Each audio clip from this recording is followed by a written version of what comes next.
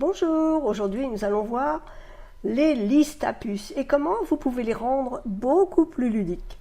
Voici un premier exemple de liste à puces que l'on trouve malheureusement un peu partout.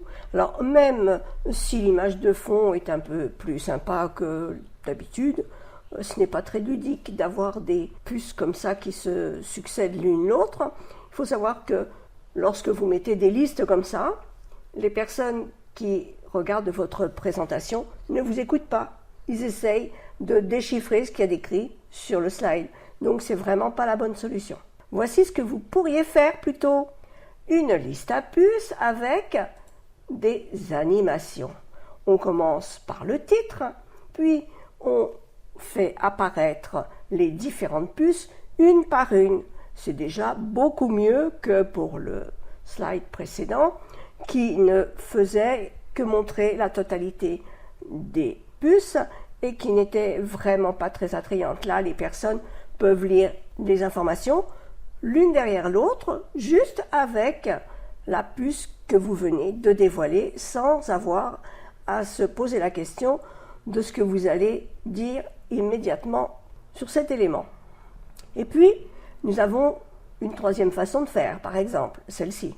Alors bon, c'est guère mieux que celle que nous avions vue un petit peu avant, parce qu'il y a toutes les puces qui sont mises l'une au-dessus de l'autre, il y en a une dizaine, et c'est vrai que pendant ce temps-là, eh bien, c'est un peu dommage, mais les gens regardent et voient pas forcément très bien ce qu'il y a d'écrit, donc ils perdent une grande partie de leur attention à faire autre chose que vous écouter et profiter de votre enseignement. Voyons la diapo suivante. Voici ce que nous pourrions faire un peu mieux. Et tout de suite, je vous fais remarquer que le logiciel n'a pas mis 10 puces. Jusqu'à 7, ça peut aller. Et c'est vraiment la limite haute du nombre de puces que l'on peut mettre dans un slide. Alors voilà ce que ça peut donner. Vous auriez pu aussi animer le petit point et mettre une petite image à la place, une icône, ce que vous voulez. Mais déjà, les gens, lorsqu'ils arrivent sur votre slide, ils voient qu'il y a plusieurs chapitres et qu'on parle de ce chapitre-là, pas de celui d'avant. Voilà. Donc c'est important de faire apparaître chaque point l'un après l'autre et non pas tous ensemble. Il y a une cinquième façon de faire. Alors moi, je ne la trouve pas extraordinaire parce que là, effectivement, il y a les 10. 4 et 4, 8, 9, 10.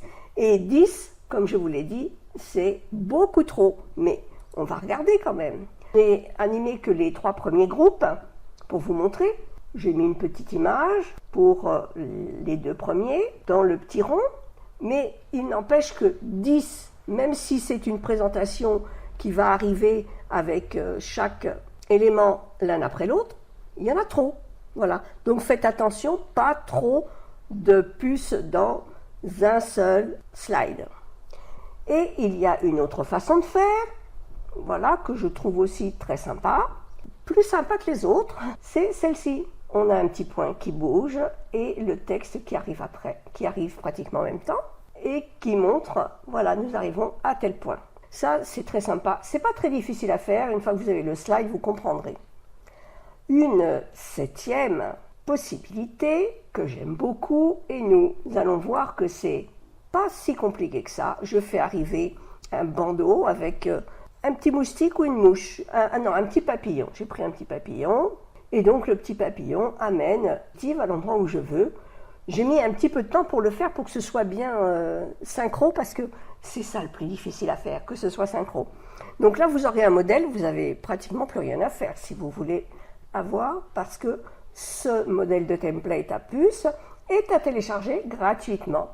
Pour cela, il vous suffit de cliquer sur le lien qui se trouve en dessous, au-dessus, je ne sais pas, ça dépendra où sera la vidéo. En tout cas, je vous souhaite de réussir et on se retrouve très vite dans une autre vidéo.